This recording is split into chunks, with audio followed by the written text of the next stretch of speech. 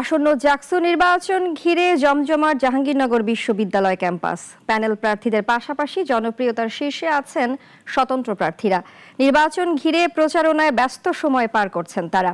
লোকবল ও আর্থিক সংকট নিয়েও প্রচারে কমতি রাখছেন না স্বতন্ত্র প্রার্থীরা। আকিব সুলতান অর্ণবের রিপোর্ট, জানাচ্ছেন সিরাজুল মনির শুভ। উৎসবমুখর পরিবেশে চলছে জাহাঙ্গীরনগর বিশ্ববিদ্যালয় কেন্দ্রীয় শিক্ষার্থী সংসদ জাকসু নির্বাচনের সপ্তম দিনের প্রচারণা। একাডেমিক ভবন, আবাসিক হল, বটতলা, মুরাদ চত্বর সহ ক্যাম্পাসের বিভিন্ন স্থানে গণসংযোগ করছেন প্রার্থীরা। ভোটারদের নানা প্রতিশ্রুতি দিচ্ছেন তারা। এরই মধ্যে ছাত্রদল, ছাত্র শিবির ও গণতান্ত্রিক ছাত্র সংসদ সহ প্রার্থীদের 7টি প্যানেল ঘোষণা করা হয়েছে। এছাড়া স্বতন্ত্রভাবেও নির্বাচন করছেন অনেকে। ভোটারদের মাঝেও বেশ জনপ্রিয়তা পাচ্ছেন। ক্যাম্পাসের বেশিরভাগ শিক্ষার্থী হচ্ছে অরাজনৈতিক বা সাধারণ শিক্ষার্থী, তো যেহেতু আমি তাদের প্রতিনিধি, এইটা আমার সবচেয়ে বড় অ্যাডভান্টেজ।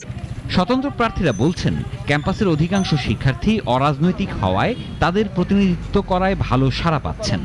ক্যাম্পাসে এখন পর্যন্ত এমন কোনো ঘটনা ঘটেনি যে নির্বাচন বাধাগ্রস্ত হবে এরকম কিছু। তবে আশা করি যে পুরোপুরি 11 সেপ্টেম্বর ভোটের আগ পর্যন্ত এই পরিস্থিতি থাকবে। তবে অনেক প্রার্থী অভিযোগ করেছেন, প্রশাসনের বিভিন্ন সিদ্ধান্তের কারণে সমস্যার সম্মুখীন হচ্ছেন তারা।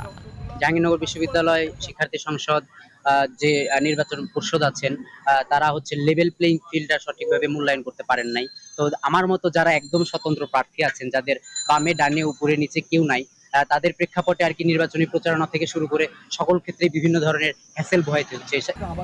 দীর্ঘ 33 বছর পর আগামী 11 সেপ্টেম্বর জাকসুর ভোট গ্রহণ হবে। নির্বাচনকে অবাধ ও নির্বিঘ্ন করতে ক্যাম্পাস এলাকায় নিরাপত্তা ব্যবস্থা জোরদার করেছে বিশ্ববিদ্যালয় প্রশাসন। সিরাজুল মনির শুভ, নাগরিক।